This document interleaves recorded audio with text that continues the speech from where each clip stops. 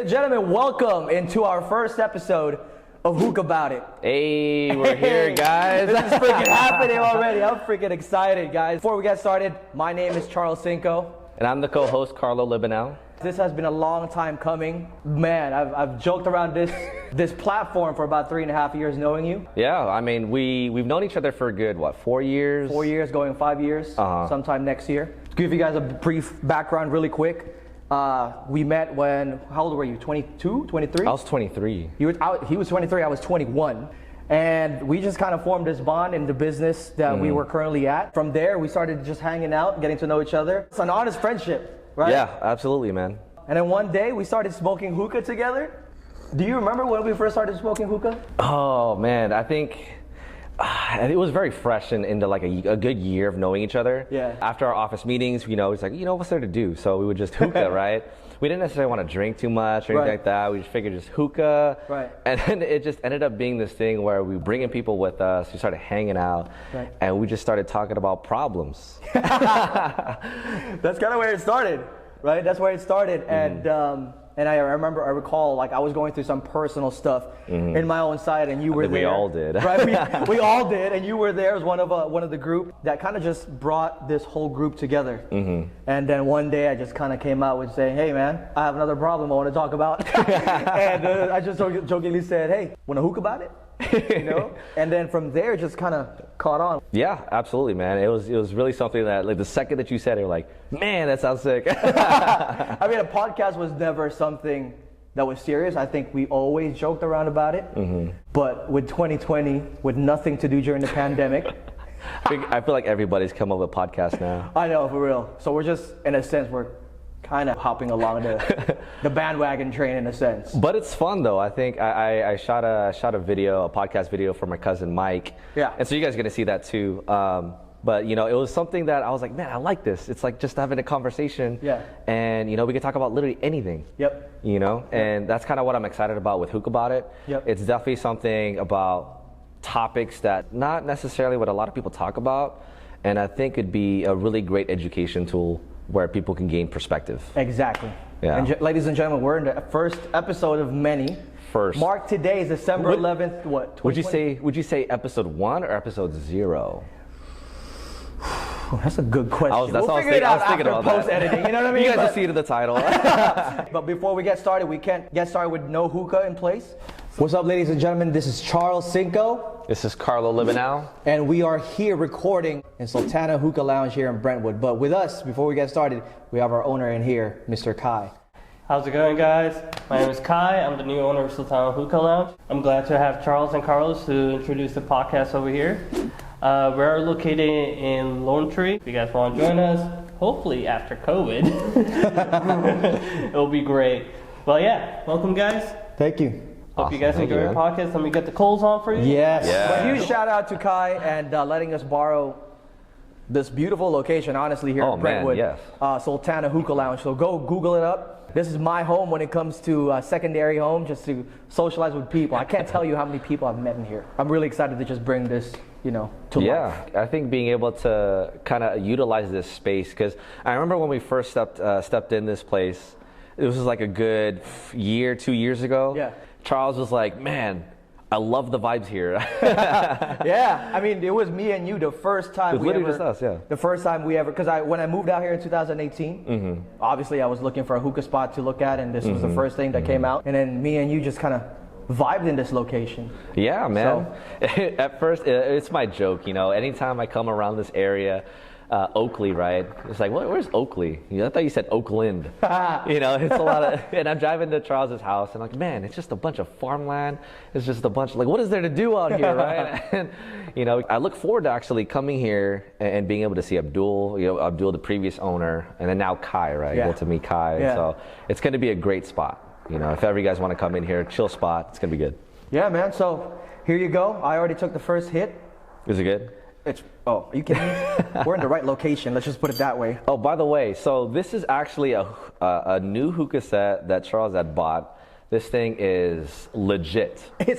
Obviously, look at it. It's Premium. huge. It's huge. It's let's just put it that way. And man, I only will use this on special occasions like today, first episode. So I'd like to ask you first, since we're talking about hookah and made a whole entire podcast about it, what do your parents and family think about you hookahing? Oh, they don't know. They don't know. Oh, they're gonna know. So this is so they're gonna. They're gonna know the first time they see this episode when it goes public. I mean, it's my only vice, I would like to say. I think this is the only vice that I really got into.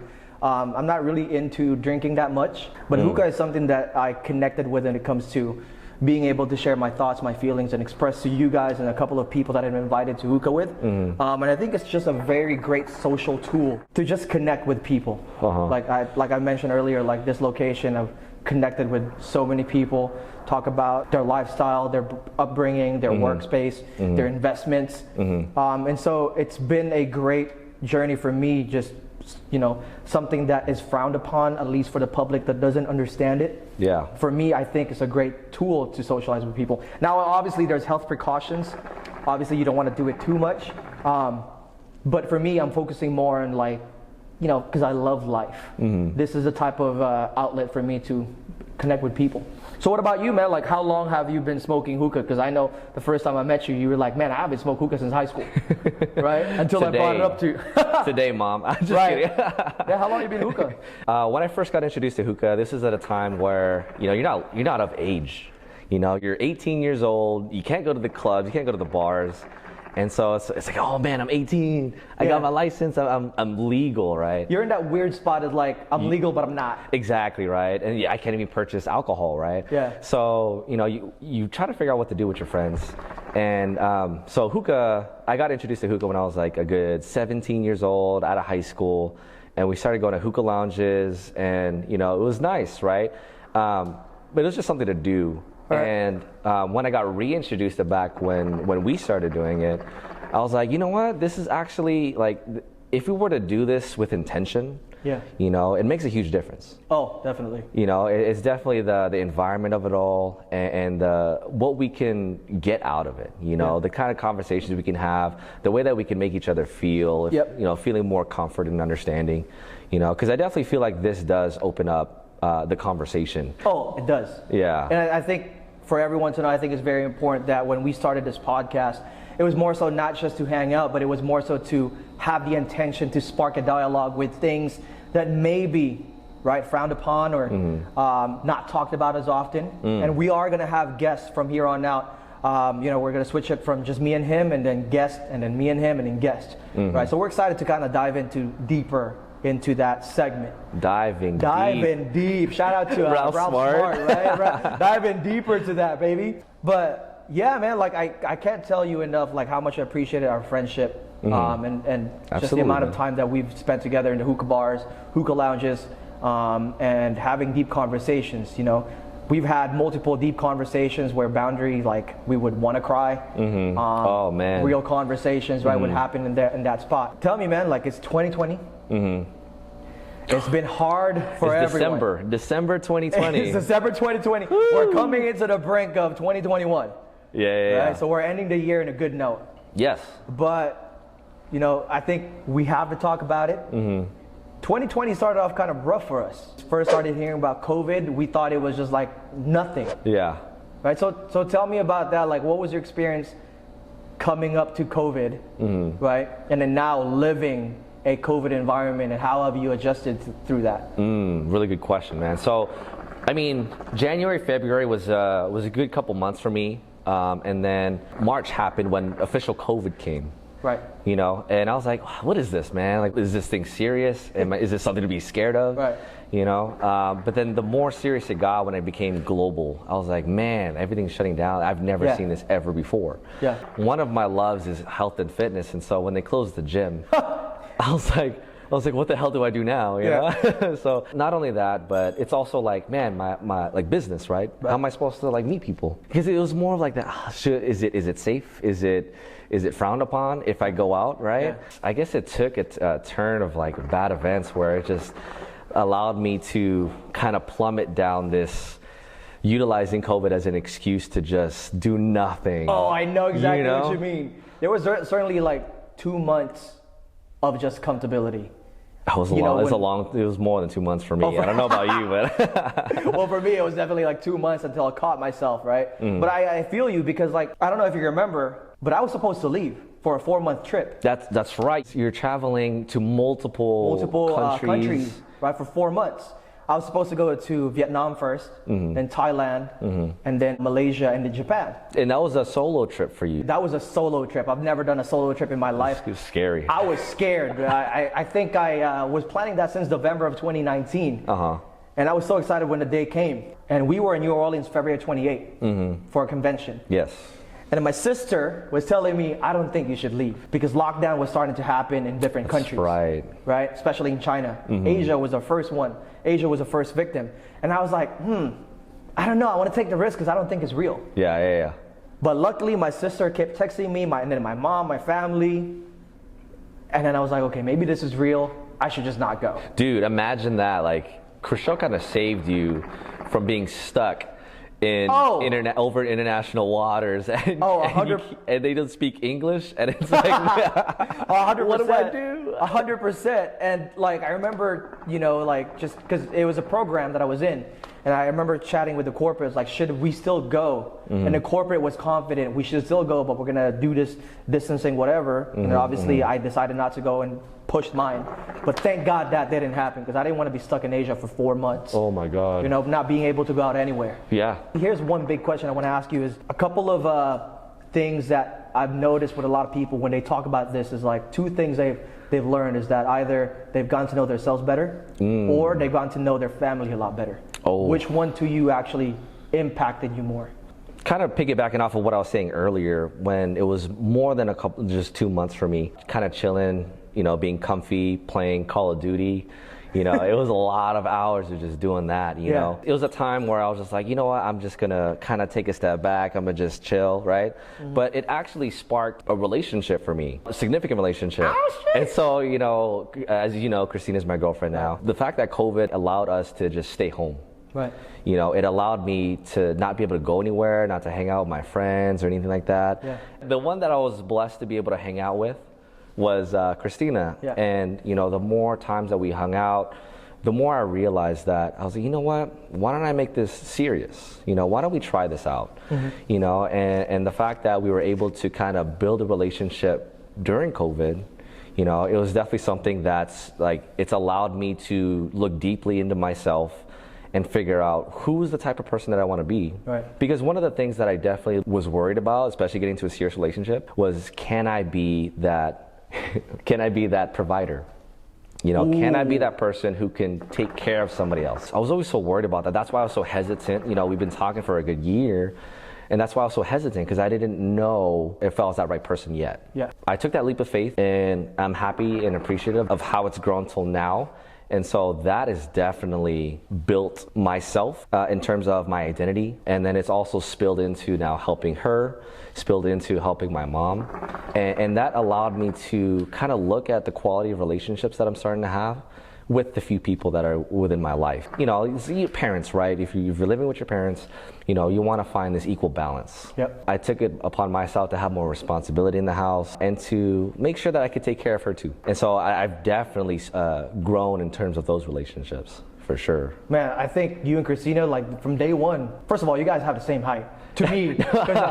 Well, hey, she doesn't hear that, man. She's shorter than me, okay guys? but I'm still shorter than both of you guys. Let's just put it that way. So I thought physically, like, you guys looked good together. Okay, like me and Joe, like Joe is my girlfriend, by the way, Johanna, that's her full name. I'm not dating a dude, just let the guys know, okay? But we call her Joe. Goldberg. But we were like, man, why don't you just get together? Yeah. You know? And to see it happen, like I remember the first time you broke the news to me, it was like 2 months ago. That's right. I was like, what? Finally. Yeah, right? Yeah, right. Finally happened. So let me ask you, if you were to look at your COVID experience, what would you say is the most growth that you've had during the time that we've been staying at home and all that stuff? Yeah, I mean, it kind of has to be first the relationship I have with Joe. I think it grew from there. The fact that for the first 2 months, like I mentioned earlier, there was nothing to do. I remember that was the first month I ever watched Game of Thrones. And then from there, we just kind of started molding our relationship from there, getting to know each other deeper. And then getting a sense of okay, is this relationship strong? right? Getting to know each other's quirks. It's kind of like from that quote from How I Met Your Mother. I know you're a big How I Met Your Mother fan. That's how we truly connected. That's when we knew we were going to be really, really good friends, because of the fact that I binge watched How I Met Your Mother on Netflix. And after I watched it a good like 5 times. Me too. You know, and then when Charles mentioned that he watched it, I was like, dude. Yeah. Did we just become best friends? I know. Right? And then like, you know, that quote, do you want someone that tolerates your quirks, or do you want someone that accepts your quirk? Ooh. And it was the first time I was in a relationship where I truly felt like it wasn't being tolerated. Yeah. It was being accepted for who I was. Yeah. You know? And then from there, like, I got to know my sister a lot deeper. And her boyfriend as well, and we started to form a bond. And he also, like, a big point perspective is, I think you also get to know the people who are actually still with you. You know, when the glitter fades, right? When Is that a lyric? Is that a lyric? Yeah.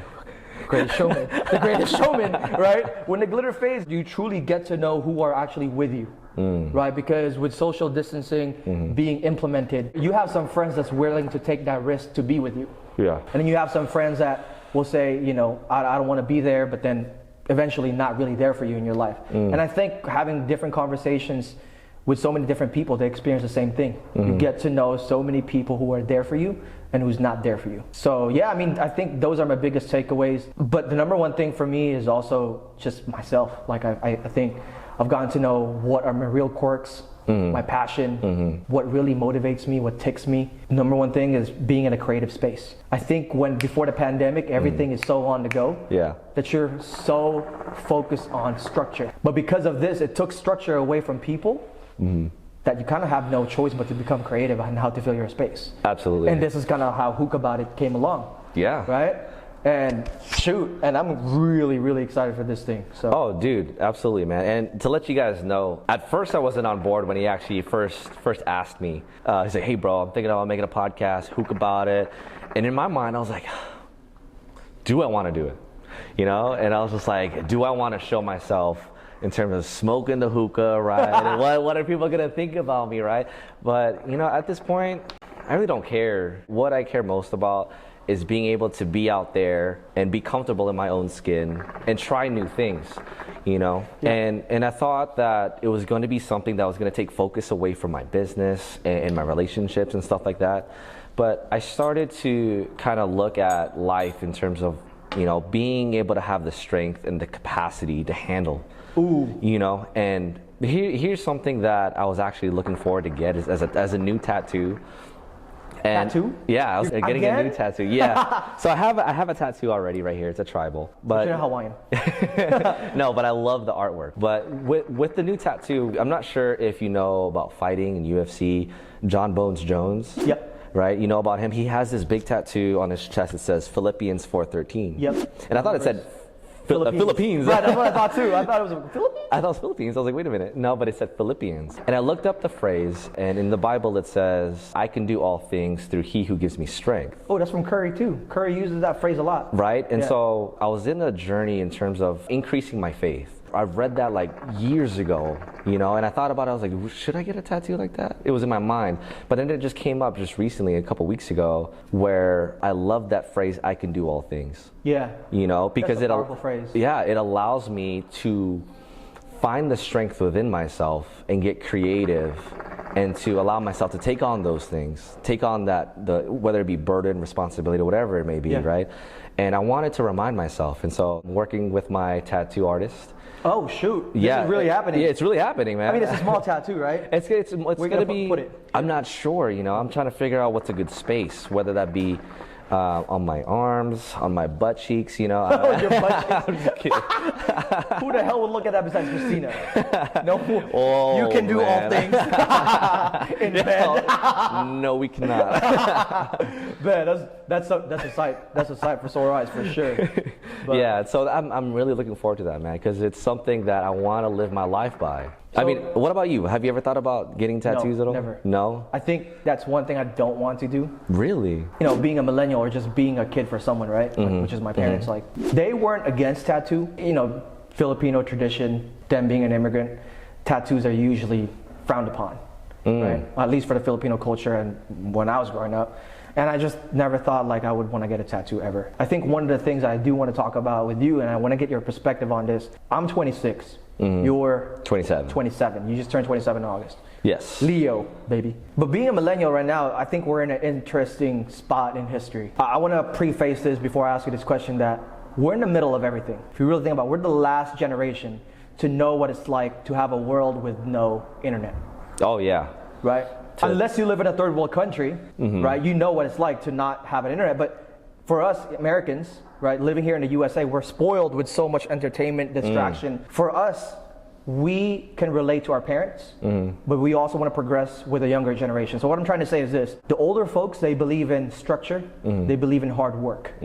For the younger folks, they believe in diversity and progression and smart work. And there was a quote that was basically said from John Maxwell is that the older folks, their focus when they were growing up is when's my next paycheck, right? They were focused on more so getting their academic in line, right? Progressing through college, getting their career by 25, 26. Statistics shows today that even if millennials right now are 26, 25, graduated with college degree, they actually end up not pursuing that career. Isn't that interesting? Only 33% of millennials actually pursue the career that they graduated with. It's crazy. Isn't that crazy? That's crazy. That's freaking crazy to me. And so if you really think about it, right, for us, the traditions, we take the traditions that we learned from our parents, but we also have to progress with the diversity that we're now living in society-wise with the millennials and the Gen Zs and the alphas. And I think what I'm trying to say is that, or what I'm gonna ask you is this, is like, how has this balance for you shifted over the years when your awareness started to become more aware? The first thing that came to my mind was just, if I want to do whatever I want to do, it'd be opening up a business. I wouldn't know what it is, right? I just knew that it would be business. Yeah. Millennials are starting to experience what it is to work in a career. Yeah. And they're starting to learn that, okay, is this something that I have passion in? Sometimes like work and a career could be mundane if it's just clock in, clock out, right? Go home, eat, sit in traffic, whatever it may be, right? Number one, like definitely taking into consideration of, is what I'm learning what I want to do? Ooh, it's a great question to ask. Right. And I think that's the type of awareness that a lot of millennials right now are asking themselves, most especially because, you know, on YouTube and just blogging in general, vlogging, a lot of influencers are now creating this dialogue that chase your dreams, right? Forget about what the stigma is and all that motion. But for me, like, I've been an entrepreneur for the last 8 years, right? Going 9 years. It's a long time, man. It's a long time. And I started when I was 17. And I was really proud of the fact that I never experienced what it is to clock in or clock out. And I intend to keep it that way for the longest time. Except for that one time that we got hired to do a wedding, and this was the first time Charles had his first job experience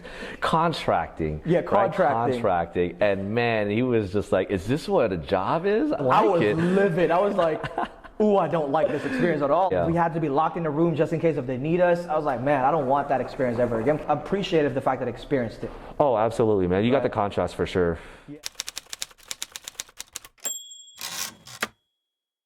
You know, if you understand voting, right? Voting is where, you know, the presidential candidates fight for each state. Yep. And knowing California is very democratic, and I know that for sure. California is always going to be democratic, no matter what. Yeah. And will my vote, you know, matter if it's still going to be democratic? It's only going to count as 55 electoral points. Yep. And that's kind of my philosophy. It's just my opinion, right? Don't attack me about this, guys. Whoever's the president isn't going to affect the things I need to do today. Yep. It's not going to affect my income. Yep. Well, taxes will. It will. Right? But that's just everybody altogether. Being in finance, guys, I feel like we're exposed to some details that maybe some people are not aware about. Right? Because our belief has always been like, no matter who the president, no matter what, there's always a good thing that we can take advantage of with each presidency. You know, like whoever, we don't want to get too political. No. But we just want to say this is that I also didn't vote. The reason why I didn't vote is because I did enough research for both candidates that I really didn't like both backgrounds. Right? And so we have no choice, really. Right. It's like, who am I going to vote if I don't believe in either? Right? And some people right now in the audience are probably going to say, if you didn't vote, you don't have the right to even talk about voting. Yeah. Right? But I feel like then that takes away the freedom of speech. Right? And so I just want to say that when it comes to money, right? There's a lot of things that most people don't know about, like loopholes that are legal loopholes that people don't know about that they can take advantage of if they're smart enough. Right? And we want to say this, that you want to talk to your CPA. A good CPA will know the loopholes of what I'm talking about. Absolutely. Right? We can't talk into details into these things, but I feel like it affected a lot of people. And I think this is the next topic that we're going to talk about is the racial injustices. And I feel like a lot of people, why maybe are hell-bent on voting is because obviously with the whole Trump, you know, it started back in 2016 with the wall and everything like that. I mean, honestly, like I have a lot of mentors and business partners that pro-Trump, right? And I respect that. Absolutely, I respect it.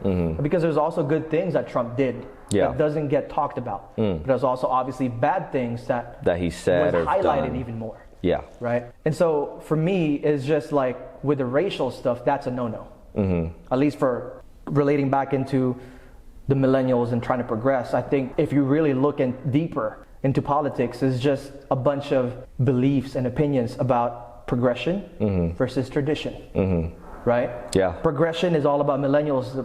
Millennials, we're trying to progress. Yeah, absolutely. If you think about it, like the people who were born in 2000s, let's just say for example, their exposures is all about LGBTQ. They had a black president. Weed is legal, right? Dude, that's amazing. That's amazing. That's huge progression. But for people who were lived in 60s, 70s, 80s, 90s, their belief is more about structure, right? Traditional. Tradition, patriotism, right? Male and females only. Do you agree with that? Absolutely, man. And I think progression it's supposed to challenge. Yeah. It's supposed to change.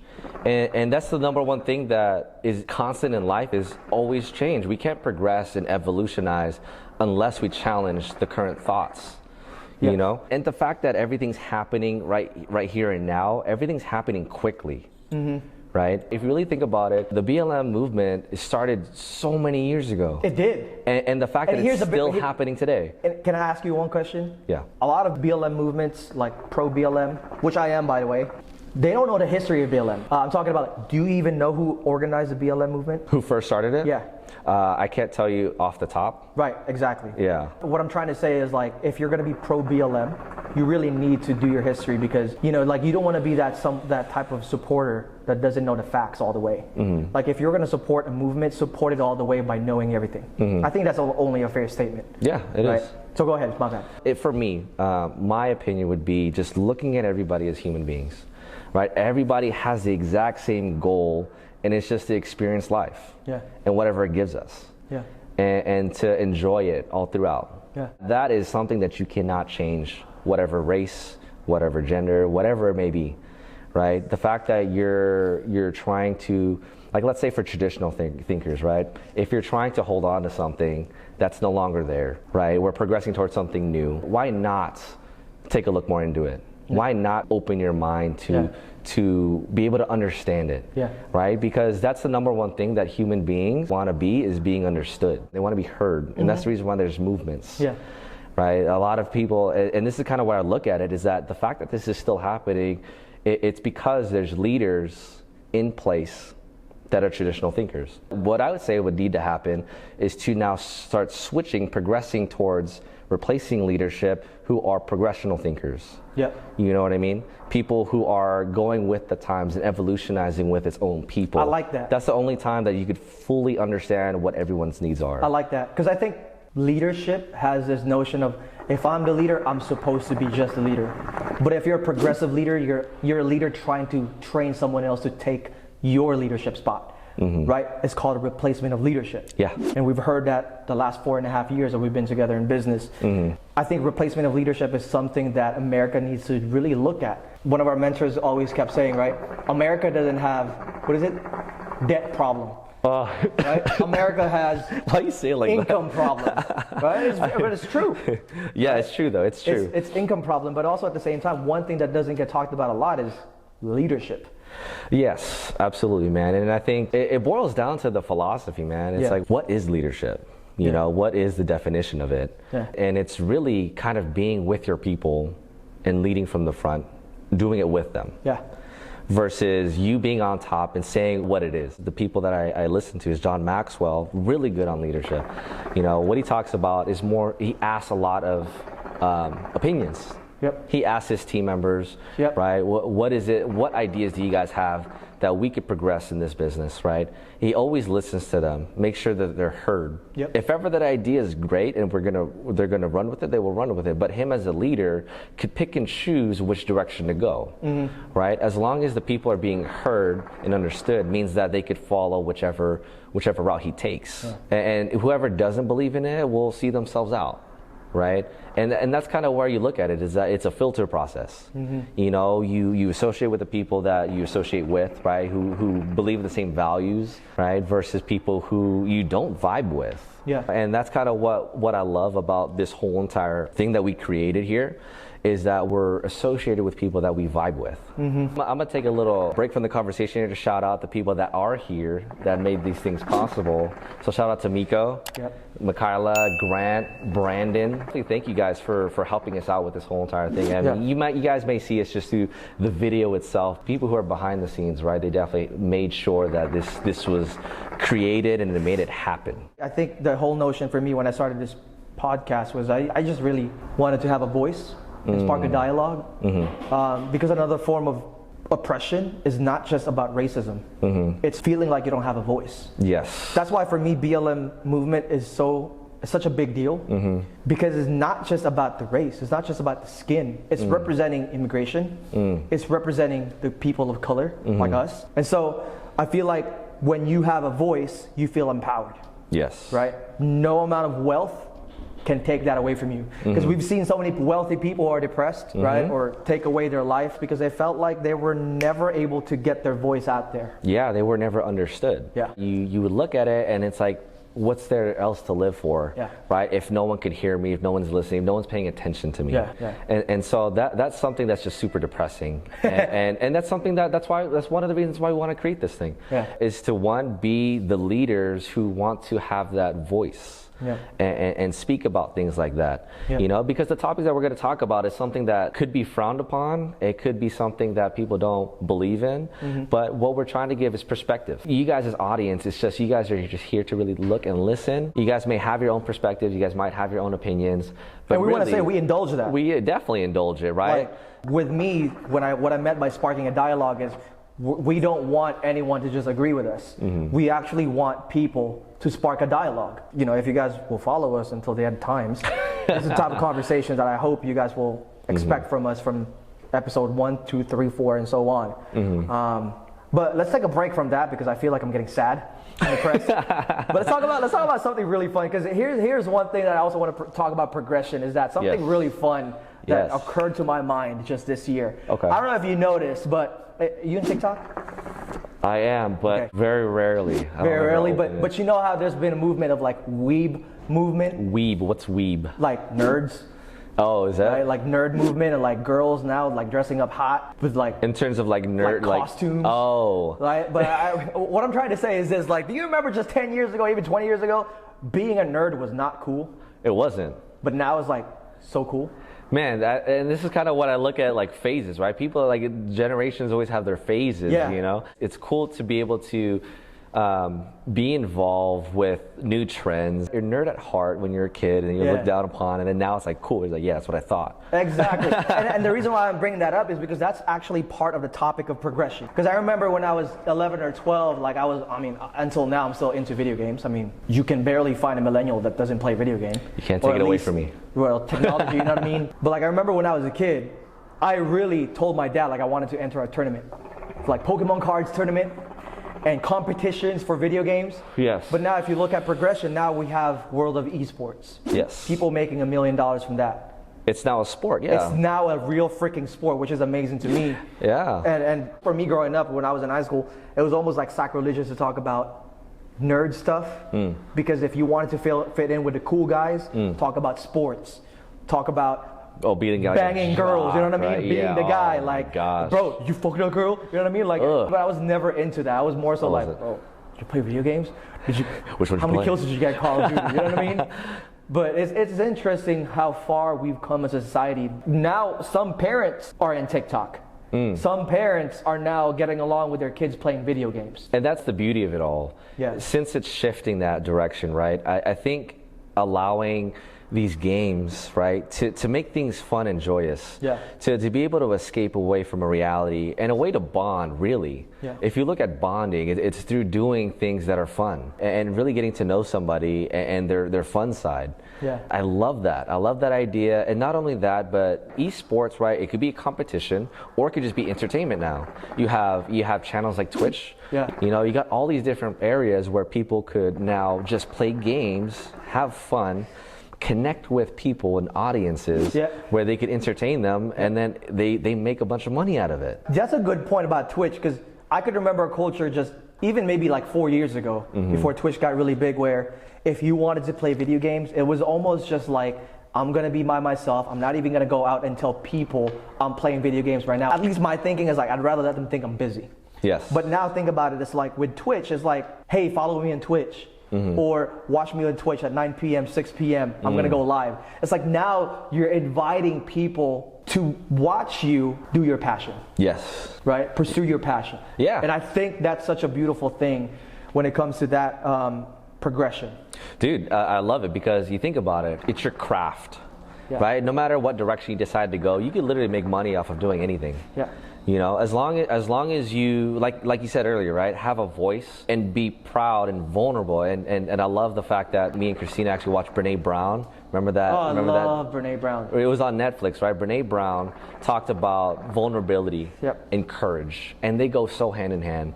And the fact that people could have this passion and hide it, right? It just means that they're not proud of it or anything like that, right? They're ashamed. But instead, fuck it, own it. Yeah. Be somebody who owns it, not only owns it, but finds other people who love it too. Yeah. And they'll support you regardless. Yeah. And that's kind of really what it is that once you build your own personal brand, you're finding that identity within yourself, you light up.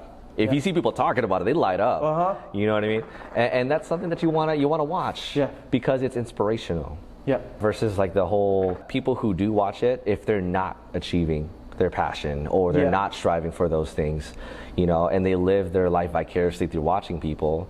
What I would recommend is that sometimes if you find an inspiration and you find something that you love watching and you see a good life value out of it and you want to apply it to your own, do it. Challenge yourself to try something new, be open about it, and do something. It doesn't have to be a podcast, but do something like this where you open yourself up to people and you talk in front of a camera thinking that, you know, you're talking to thousands of people, right? You might be talking to 1 million people if this ever gets that high, you know what I mean? Yeah, that's a dream. That's a dream. That is a dream. Here's one thing that I want to segue into. Shout out to all the millennials, first of all, because as a society, with all the millennials that I've talked to so far and come across, like including us, we're the first generation, or at least I just want to put it out there, making a claim, but we're the first generation to kind of question the stigma. So I heard this quote from one of my mentors that she said that when you start to question things, it's not a bad thing. It's just you waking up with your awareness. A lot of progression has to do with question. Tony Robbins once said that the quality of your life depends on the quality of the questions that you ask to the people. Oh yes, I love that quote. Right? Yeah. And so you can feel from people if this person, we can vibe with them, if they're the type of people that will progress. If you have a person that is constantly asking questions, right? They're asking questions either to piss you off, right? Yeah. But if you come across people that are asking questions because they truly are curious about your perspective, to create a space of curiosity for themselves, because what they know is what they know. Yes. But once they start asking questions outside of what they know, then they start to create a sense of opening for them to, okay, there's a lot of different perspectives out there in the world that I need to learn. And so for me, the number one life hack that you can have is having a mentor. Yes.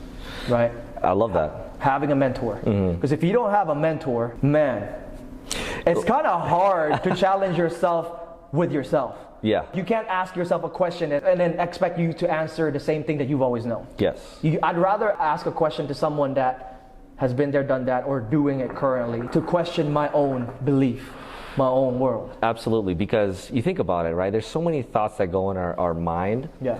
That it's like, is this working? Should I change it up, right? Should I do something differently?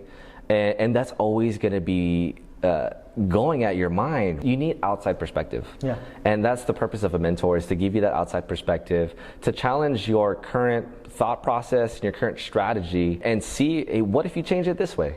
What if you change it that way? Yep. You know, just making these subtle adjustments, whether that be 1 degree, 2 degrees, 3 degrees, whichever, you know, shift. Yeah, whatever shift that you should do, right, is going to challenge you to try those things out. Yeah. Because if you keep trying the same thing, same approach every single time, Insanity. it becomes insanity. You're hitting a wall every single time. Yeah. The only way to get over that wall is to have somebody outside perspective, whether that be a mentor, whether it be just somebody else, to ask you the right questions, ask you the hard questions, so that you can actually, you know, try a different way. And that's kind of where we're doing it this way. Yeah. We could invite people one-on-one, 3 of us, 4 of us, to hookah sessions all the time, but why not invite everybody, right, through the digital space? Now that everybody's home, now that everyone's safe, right, we could do it comfortably like this.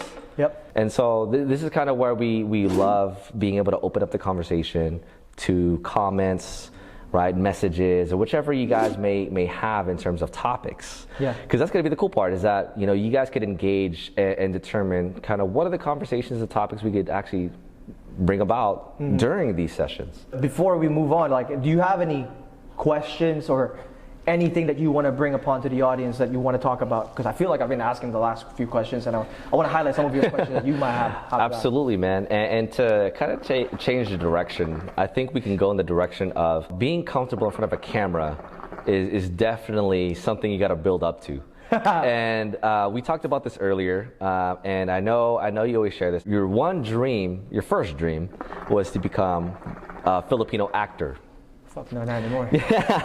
And so given your experience, right, now that we're kind of putting this into fruition in terms of being able to do this in front of a camera, right, what would you say your experience is like learning in film school versus what it is now? I mean, I knew I didn't want to be under someone, like working for someone. Like, I knew that right off the bat. It was no question. And filmmaking to me was something that I wanted to pursue, but not really. It was more so like a hobby, because growing up in the Philippines, my mom enrolled me to a couple of stuff. Like, she enrolled me to dancing, singing, modeling. And so I was used to the lifestyle of like having gigs when I was 10, 9, 11, 12, mall shows with like artists and like Filipino actresses and actresses, like doing mall shows, because that's the thing in the Philippines. If they want to promote something, it's usually mall shows, and we would usually like be the backup dancers. Yeah. And so from not knowing anything, becoming an adult, right, 17, 16 years old, you kind of hang on to what you knew growing up that you could connect into a career. Yeah. And to me, that was filmmaking. So when I went to college for about a year, I was really there for LA for about 4 months, and then here in Emeryville, Expression College, for about 4 months. I knew I liked it, but I just didn't like the fact that I had to go to college. Right? Like, you didn't like the classes, the classroom setting. Right, and then now looking at it, it's like podcast now is becoming a thing the last 5 years. People are just making podcasts left and right without having the right background, just doing all the research. Yeah. Right, and this is kind of how it came about. Is like, okay, why don't I just connect with a production team? That's how I connected with Miko and Michaela and them. And then the vision was already there for me, and so why not just stick with that vision, right, and execute. Yeah. Now we're coming into form of execution. I heard this quote from one of the business partners that we have inside our business. He said, I want my vision to be big enough for other people inside my business vision to fit inside my goal, my dreams. And I was like, wow, that's wonderful. That's the notion of my style of leadership. You know, I want people to feel like they can relate to my vision, and then help me along with my vision where I help them back. And I love that, because collaboration is everything. You know, if you were to kind of leverage your weaknesses, you know, we don't know how to set up any of this stuff, right? So for us to try it, it's just gonna come out super weak, you know? And so for us to collaborate on each other's visions of creating this thing, at the same time benefiting each other, right? We're creating something where we're both, as businesses and entrepreneurs, all increasing. And growing as people, and not only that, but within our careers too. There's this great show called Goop Lab. Oh my God, man, that opened my mind. On Netflix. And it talks about just basically like how that show, right, Goop Lab, it talks about like different forms of spiritual awareness, but also healing yourself. That's a huge. And that's the last thing I want to talk about before we end this conversation is spiritual healing or self-healing, right? So what are some ways or forms that you heal yourself, spiritually speaking, kind of cleanse yourself? I was one to always try to work on my faith. belief in either a higher being, whether that be God, whether that be the universe. And that's kind of where I would tie spiritualness in that realm, in that space. I mean, there are areas where I tap into it through either meditation, walks with myself. And I just finished this book called Magic of Thinking Big by Dr. Schwartz. He talks about giving yourself 30 minutes of just allowing yourself to just think. Because then there's experiences where, I've gotten energy massage. Through acupuncture, I was able to feel energy and flows and everything like that. Right. And so that's a good one, I'm starting to now feel those areas or those things and incorporate that into my life, because I was always like a Western thinking, it's science or not. You know what I mean? Definitely. Yeah. Definitely. And I think that's why psychedelics is such an important thing, because I'm not sure, I'm not the historian of it, but I think it's an Eastern medicine first before anything. Yes. And that's why I think Western and Eastern tradition clashing, right? It's like the beliefs against it from the Western to the Eastern is like no, but the Eastern is more like yes, right? But for me, man, like I think meditation has played a big role. Actually, I forgot to mention that with one of your questions. I've always been meditating for the last 2 years, but I think, change my vocabulary. I know I definitely did meditation a lot more during the pandemic. I have this app called Calm. And it helped me tremendously. I actually looked just last night. I already did about 268 meditation sessions. And when I did that, I was like, wow, I've meditated this much. And there was a lot of clarity, a lot of happiness that I instilled for myself, that I feel like I actually don't have to rely on other people's opinion about me, like hearing what they say about me so I can be happy. Yeah, man. And to kind of give you guys contrast of who Charles was a good couple years ago, I've seen the character development. Like kind of in movies and shows, you have character development. And I've seen that in real life with Charles. And for him to really worry about what other people's opinions were, the stuff that we did, right? He was very self-conscious about a lot of those things. And for him to see where he's at now, it's actually something that I'm very proud of, because he's now well in tune with who he is, what he needs, what he's about, and he's now identified his character in terms of bringing back the disciplines of his life. But let's talk about that, right? What are the things that, before we finish up here, what are the things that you've added back into your life in this past year? Identity. Like the biggest thing that I wanted to bring back was a piece, not full, but a piece of my identity of who I was when you first met me 4 years ago. Yes. When I was all about structure, I was all about get shit done, no time for fun. I didn't drink back then. I didn't drink, I didn't smoke, I didn't do none of that. I remember a couple of times where you guys would say, hey, you want to go out to the club? And I would say, nah. Right, I just stay back home, do my work. Super good boy, man. Yeah, I was a super straight edge. I think that's the right word, right? Straight edge, just super good boy. We challenged him. Yeah, we absolutely challenged him. And I think that's part of the spiritual growth. It is. And that's exactly what I was talking about earlier. When you start to question the things that you know, you start to realize there's a bigger world out there that you're not experiencing. Yes. Right? And I think when you start to indulge in these other things, experience it, you become more well-rounded when it comes to this experience of relatability. I read this book called Atomic Habits by James Clear. It's such a great book. And he talks about, let's finish it up with one more coal. Just one. Just one, because we want to get one good smoke in there. Finish it up in the next 5 minutes. Only 2 coals. No, or 2 coals. Yeah, get some good thick smoke in that, right? But when I was reading the book, it was talking about how identity is something that you actually take a part of every single day. There's not one clear identity of every single person. At least that's what I got from that book. So if you think about it like this, like if you go to the gym, you are instilling an identity of a fit person, right? A fitness person, or trying to be fit, right? If you are a smoker, let's just say for example, and you're trying to quit smoking, if you say I'm trying to quit smoking, you're not instilling an identity of someone that is not a smoker. But if you say, if someone offers you a cig, right, and you say, no, I don't smoke, then that basically means you're instilling an identity of someone that doesn't smoke. Even if 5 days ago you smoked, right? But you know you're trying to quit smoking. It's like a psychological thing. It's a psychological game. Yeah. Right? And so for me, it's like, okay, my identity is very simple, right? My identity is that, first of all, I was never lost. Because remember, 3 years ago, I believed I was lost. 2 years ago, I thought I was lost in my life. Yes. After reading that book, I was like, oh, I was never lost. You're just experiencing life. Yeah, I was just experiencing life. And I was just experiencing raving. I was just experiencing... That was me. I was just experiencing identity of someone who wanted to rave, who wanted to experience what life is there to show. Yeah. Right? And when I look back at it now, when I try to settle down, it's like, okay, I was never lost. I was just really embodying an identity of someone that wanted to experience life. Absolutely. So what I'm trying to say now is like, okay, now I want to experience an identity of someone to bring back structure into their life again, right?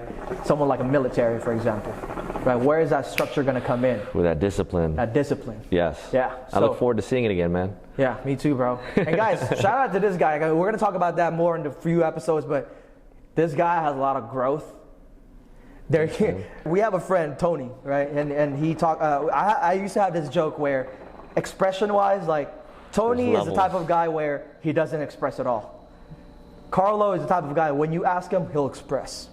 And I'm the type of guy, you don't ask me, I'll still fucking express, right? There was levels to it, right? But I'm telling you guys, this guy has grown a lot during the pandemic. I think this is a form of challenging you to be more expression, right? More expressive. Absolutely, dude. And that's kind of what I wanted to take that challenge on. I'm typically afraid of speaking in front of cameras or just being out there, right? At this point of my life, you know, I'm willing to take on challenges. I'm willing to get out there and make mistakes and put my face on it. Yeah, you know, exactly. And you might cringe the thought of like seeing it the very first time in the future, right? When you're like, man, like what the heck were you doing, right? Yeah. But it's progression, it's growth. Yeah. Right. You challenge yourself to do something you weren't comfortable with, but now it's something that could progress to even a better human being, a better character. And for me, like honestly, here, like as much as I love to express, my challenge starting this hookah thing is learning how to like dial it back. Like asking you the questions this time, rather than me asking you asking me all the questions, right? So that's my challenge. So I feel like we're both benefiting in this, personally speaking, when it comes to this whole Hookah Bout It session. Yes. Well, ladies and gentlemen, there it That is. concludes our first episode of Hookah Bout It.